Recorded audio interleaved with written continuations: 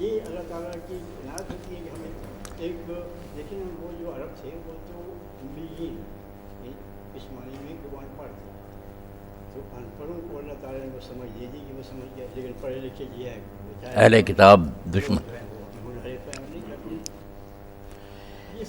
ایک اس نے جو طریقہ اختیار کیا نا تدریج کا، جو حکیم صاحب نے بتایا کہ پہلے اسلام کا دفاع کرو، کوئی دعویٰ نہ کرو، صرف اسلام کی طرف سے مناظرے اور کتابیں لکھی آ رہی، اور یہ مسیحی لوگ تھے، ان کی بڑی یورش تھی نا اس وقت، یہ بہت کفر بک رہے تھے، بہت حضور پر حملے کرتے تھے، تو اس نے یہ محاذ سنبھالا، ان کا رد کیا، رد کرنے کے لیے ایسی ٹیکنیک اختیار کی کہ اگر کچھ چیزوں کا انکار بھی کرنا پڑے نا، ان کو ہرانا ہے، میدان جیتنا، یہ کام شروع کیا۔ کوئی نہیں کہا نبی، نہ کوئی عیسیٰ علیہ السلام کو کچھ کہا۔ آپ حیران ہوں گے کہ اب 30 آیتیں وہ کہتا کہ قرآن مجید میں صاف مل گئی ہیں جس سے پتہ چلتا کہ عیسیٰ علیہ السلام مر چکے، اب یہ لکھتا، مگر 12 سال جو کتابیں شائع کی ہیں، دین کی خدمت کرتا تھا، اس میں یہی ہے کہ وہ آسمان پر ہیں، زندہ ہیں، وہی دوبارہ آئیں گے۔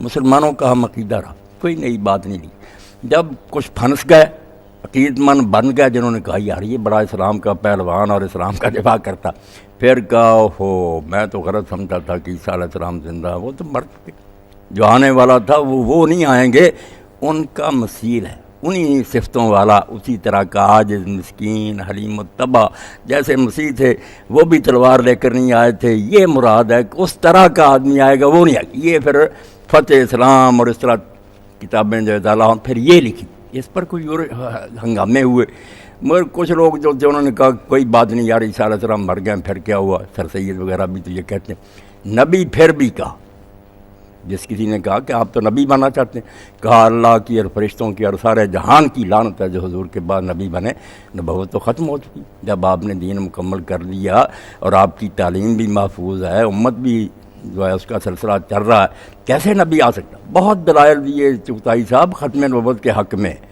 ایسے لکھے کہ لوگوں نے کہا پکا مومن۔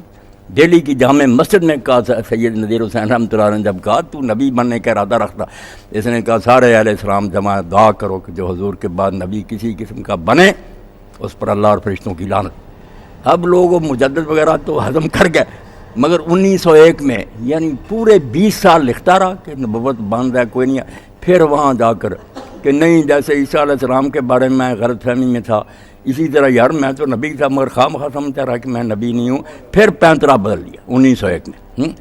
اور اس کے لیے کام بھی کس طرح کیا کہ ایک اس کا مرید تھا عبد الکریم سیال کوٹی، خطبہ وہ دیتا تھا، ذرا اچھا تھا بولنے والا، یعنی آواز کرتا تھا جمعہ کا، وہ عبد الکریم کرتا تھا۔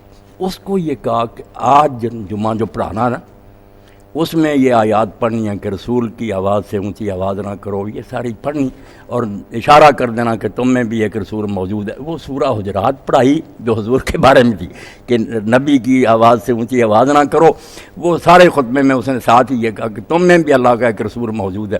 اب بہت سے لوگوں کو تو آگ لگ گئی کہ یار اور باتیں تو ہم مانتے تھے، یہ تو حد ہو گئی کہ ختم نبوت کا بھی انکار کر رہی ہے۔ بعد میں وہ گلے پڑ گئے، انہوں نے پکڑ لیا کہ آپ نے یہ کیا بکا ہے، تو مرزا صاحب گزر رہے تھے پاس، تو اس نے کہا یہ اللہ کے رسول ان سے ہی پوچھ لیتے، یہ جلدی سے یہ کہہ کرنا کہ جو مولانا عبد الکریم نے کہا یہی میرا مذہب، اندر گھس گئے، مگر دیکھتے رہے کہ کیا ہنگامہ برپا ہوتا۔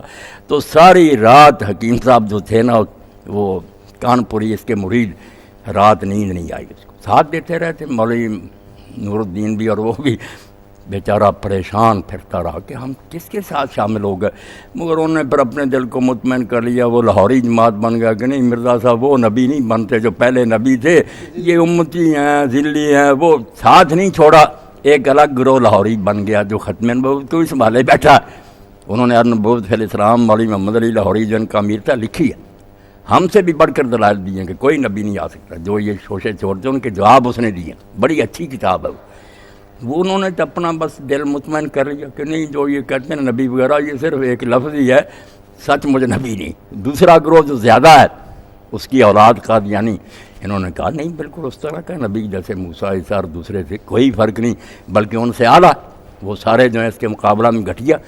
تو 2 گروہ بن، اس طرح آہستہ آہستہ جو اس نے قدم اٹھائے نا، شروع میں اگر کہہ دیتا تو شاید کوئی بھی ساتھ نہ دیتا، پہلے دین کی خدمت پھر آہستہ آہستہ میں بیعت لینے کے لیے ماموروں کا اور دین کے کام کے لیے اکٹھے ہو جائیں. لوگوں نے کہا پیر بھی بیعت لیتے ہیں, کوئی بات نہیں. بیعت ہو گئی 8 سال بعد تبلیغ کی 1888 میں. پھر جا کر عیسیٰ علیہ السلام مر گئے, وہ کام شروع کیا. پھر بھی ختم نبوت کا قاہرہ 1901 میں پھر یہ شوشہ چھوڑ دیا. قدم اٹھائے ہیں بڑے ایک مکار آدمی کی طرح. اور یہی بات ان سے کہتے ہیں کہ دیکھو 20 سال کہتا رہا کہ نبی جو بنے وہ کافر, اور اب کہتا کہ نبی تو میں اس وقت سے تھا, مگر میں سمجھتا نہیں. ایک نبی کا حوالہ دو جو اللہ کی طرف سے آیا ہو اور وہ اس کی عمر گزر جائے, کہتے کہ نہیں میں نہیں نبی نہیں, بعد میں کہہ کے پہلے کوئی دکھاؤ. یہ جھوٹے آدمی کا کام ہے. جب وہ کہتا میں نبی تھا تو کیوں انکار کرتا رہا کہ میں نبی نہیں؟ کہتے نہیں انہیں پہلے تعریف نہیں معلوم تھی نبی کی, اس لیے وہ سمجھتے تھے کہ میرے اوپر وہ تعریف نہیں آیا, اللہ نے نبی مقرر کیا. نبی تو پہلے دن ہی چوتھائی سے بڑا اعلان کہتا, وہ جانتا ساری دنیا دشمن میں اللہ کا پیغام بر ہوں. کوئی مخالفت کے اس کو اپنے منصب کے سمجھنے میں کوئی غلط فہمی ہوتی, اللہ اس پر روشنی اتارتا ہے, وہ نور میں دیکھتا کہ میں واقعی اللہ کا نبی ہوں, فرشتہ میرے پاس. کوئی شک ہوتا؟ اس کی ہر بات ایسے ہی ہے کہ 12 سال عیسیٰ علیہ السلام زندہ ہے, پھر یہ عقیدہ شرک بن گیا. ہاں نبی نہیں آ سکتے, پھر نبی ہو سکتے. پھر یہ بھی کہتا رہا کہ میرا ماننا نہ ماننا کوئی بات نہیں, میں اس طرح کا نبی نہیں جس کو نہ مانے کافر. یہ سب لوگ بھی مسلم. بعد میں پھر جا کر یہ بھی کہنا شروع کر دیا کہ نہیں یہ اسی طرح کے کافر ہیں جس طرح رسول اللہ کے منکر کافر ہیں, ان کا جنازہ نہ پڑھو, ان کو بیٹیاں نہ دو. اب یہ دیکھیں کیسی چالاکی. کہتے ہیں یہ شریعت والا نبی نہیں. بھئی شریعت والا اور کیا ہوتا؟ جب نبی آ کر یہ اعلان کرتا, بے شک وہ امتی نبی ہو, اعلان کرتا کہ میں نبی ہوں, شریعت تو آ گئی کہ مجھے مانو, یہ آرڈر آ گیا. اس کا یہ کہنا ہی دیا کہ میں نبی ہوں, اس میں یہ حکم ہے کہ میرے پر ایمان لاؤ, جو نہیں لائیں گے وہ کافر ہو جائیں گے. اور اسی لیے ساتھ ہی باقی احکام لاگو ہوگا کہ اب ان کے نکاح نہیں جائز, ان کے ساتھ جنازہ نہیں پڑھ سکتے, نماز. شریعت تو ساری لاگو ہو جاتی. دعویٰ نبوت خود تشریح ہوتی, قانون ہوتا ہے کہ میں اللہ کا بھیجا ہوں, مانو مجھے, جو نہیں مانو گے کافر ہو جائے. اور مسئلہ مسائل نماز روزے کو چھوڑے ہیں, بنیادی بات جو ہے تشریح وہ تو ہوتی.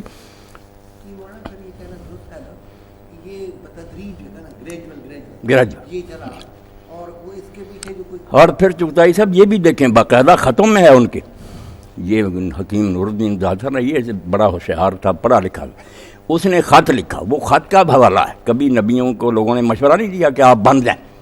نور الدین نے کہا کہ مرزا صاحب میری تجویز یہ ہے کہ آپ یہ کہہ دیں کہ وہ دمشقن میں اترنے والا جو مسیح ہے نا وہ الگ ہے, میں وہ نہیں, مگر ہوں میں بھی مسیح موعود ہونے کا آپ دعویٰ کر دیں.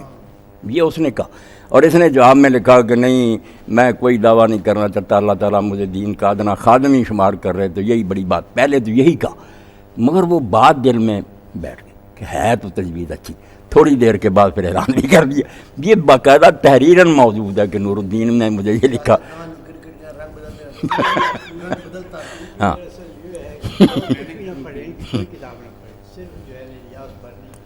ہاں قادیانی مدد پہلے تو اس کو ایک معقول شریف اور ایک یعنی صحیح دماغ آدمی بھی تسلیم نہیں کر سکتا.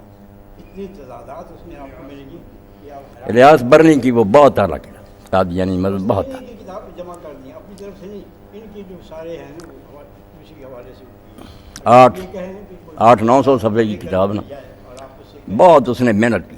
800-900 صفحے کی بس, باب وارنا ختم نبوت کے بارے میں یہی پہلے کیا تھے, بس کوئی ایک سطر بھی نہیں لکھی اپنی طرف, وہ شیشہ سامنے کر دیا.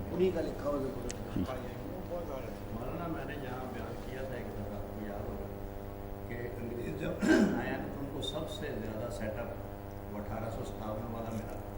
بہت سارے انگریز مارے گئے, تو وہاں سے 1862 میں ایک کمیشن آیا کہ یہ کیا ہوا تھا. انہوں نے 12 تحقیقات کی, انہوں نے کہا کہ ایک لفظ جہاد ہے, یہ اس کی شرارت ایسا ہے. پھر 5 سال کے بعد انہوں نے اور زیادہ ایک کہا کہ تفصیل سے معلوم ہو. انہوں نے یہ معلوم کیا کہ یہ جہاد ہے اور یہ قرآن میں آیا ہے, نبی پر اترا ہے قرآن اور اللہ کی طرف سے ہوگا. اب اس کو کوئی آدمی ختم نہیں کر سکتا. نہیں. ہاں جی, اب کوئی نبی کوئی آئے گا وہ اس کو منسوخ کر سکتا ہے. اللہ اگر یہ تیاری کر رہا تھا ادھر ان کو بھی ضرورت تھی, ضرور. یہ دونوں چیزیں مل گئی تو اس نے جناب جیسے حکیم صاحب نے بتایا نا, حال یہ تھا باقاعدہ ریکارڈ میں کہ جب لوگ انگریز افسروں کے پاس جاتے تھے نا کسی کام کے لیے, تو کہتے تھے احمدی ہو, پوچھتے تھے یا ان کی سفارش لاؤ یا ہم دیو پھر کام ہو. دوسرے مسلمانوں کو تو بالکل کوئی اہمیت ہی نہیں دیتی. ان کو انہوں نے پروجیکٹ کیا نا, آگے سے آگے لے گئے. کیونکہ جہاد کو جو حرام کیا ہے, دوستو جہاد کا اب چھوڑ دو خیال, دین کے لیے حرام ہے اب جنگ اور قتال. موٹے قلم سے نا تحفہ گولڑیہ میں 3-4 صفحے میں ہے یہ نظم, عنوان یہ ہے, جہاد چھوڑ دو اب. ہاں, انگریزوں کا اور کیا چاہیے تھا, ان کے لیے کوئی مجدد بنے, نبی بنے, ان کا کیا بگڑا, جہاد نہ ہو, تختہ نہ ان کا لوگ الٹیں پھر خیر. جو اب تدلیل ہو رہی ہے وہ صرف جہاد چھوڑنے سے ہو رہی ہے. ایک طرف وہ لوگ جو تھے جو جہاد کے لیے بیچارے اٹھے, سید احمد شہید اور شاہ اسماعیل شہید, کچھ لوگوں کو ان کے پیچھے ڈال دیا کہ تم ان کی عبارتیں نکالو کہ انہوں نے بڑا بھائی کہا, انہوں نے یہ کہا, انہوں نے ایسا بدنام کیا کہ یہ وہابی ہیں, یہ رسول اللہ کے گستاخ ہیں, یہ ایک نئی امت ہے. وہ بیچارے دین کے لیے مرتے رہے. اور اس پر ہی میر سودا نے یہ بہت اچھی ربائی کہی اس زمانے میں دہلی میں, وہ بھی مجاہدین کے حامی سے. انہوں نے کہا سودا قمار عشق میں شیریں سے کوہ کن, بازی اگرچہ پا نہ سکا سر تو کھو سکا. وہ شہید تو ہوگا. کس منہ سے اپنے آپ کو کہتا ہے عشق باز, اے روح سے آ تجھ سے تو یہ بھی نہ ہو سکا. صرف حلوے مانڈے کھاتے رہنا, فتوے دیتے رہے, ایک انگلی کا معمولی خون ہی نکلا. یہ باقاعدہ ان کے قاضی بن گئے انگریزی عدالتوں کے. مولانا احمد رضا خان کے بڑے جو تھے جج بن گئے. کوئی انگریز کے خلاف کچھ نہیں. وہ جو مارے گئے وہ بدنام ہو گئے کہ وہ گستاخ ہیں, بے ادب ہیں. اور کوئی اللہ کا بندہ نہیں کرتا کہ پڑھے لکھیں آپ لوگ, آپ خود لکھیں تقویۃ الایمان اور صراط مستقیم شروع سے آخر تک پڑھیں. اگر وہ بات نظر آئے جو یہ نکالتے ہیں تو آپ ہمارا منہ کالا کریں. جب پڑھنا ہی نہیں, اپنی طرف سے گاڑ لینی بات, تو لوگوں نے قرآن مجید پر تھوڑے اعتراض کیے. ستیارت پرکاش میں دیانند نے ایک پورا باب لکھ دیا قرآن کے ترجمے لیے کہ قرآن کہتا خیر الماکرین, اللہ سب سے بہتر مکر کرنے کو کہتا ہے. جن مسلمانوں کا خدا مکار ہے, فرادیہ ہے. بھائی لفظ تو ہے مکر کا. کیا کریں جن کی نیتیں خراب ہوتی ہیں. مولانا احمد رضا خان نے بھی جہاد کی مخالفت کی.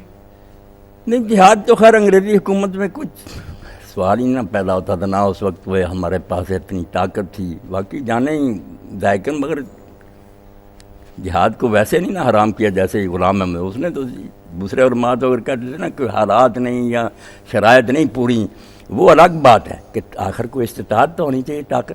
یہ تو سرے سے کہتا تھا نا کہ نہیں, وہ دور گیا. بلکہ اس نے ظالم نے انبیاء پر اعتراض کیا, کڈا ظالم ہے. اللہ پر بھی کہتا جہاد جو ہے نا پہلے خون ریزی ہوتی تھی. موسیٰ علیہ السلام کے زمانے میں بچوں اور عورتوں کو بھی قتل کیا جاتا تھا. حضور کے زمانے میں اس میں ذرا نرمی آئی کہ عورتیں بچے نہیں قتل. اب میرے دور میں بالکل ہی خالص رحمت ہوگی کہ کسی کو کچھ نہیں کیا.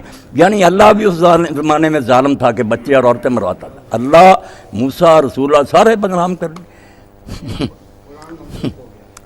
اور صحیح یہ ہے کہ شاید وہ نجات ہی پا گیا, کیونکہ وہ بیچارہ مانتا تھا کہ مجھے مراک کی بیماری کا نا اعتراف کرتا تھا کہ مجھے مالی خولیا, اس لیے اس کو قابو نہیں تھا اپنے. یہ اس کے بیٹے بشیر الدین نے بھی عدالت میں بیان دیا تھا کہ مجھے بھی ایسا ہماری خاندانی بیماری ہے, میری والدہ کو بھی مراکی کے پاگل.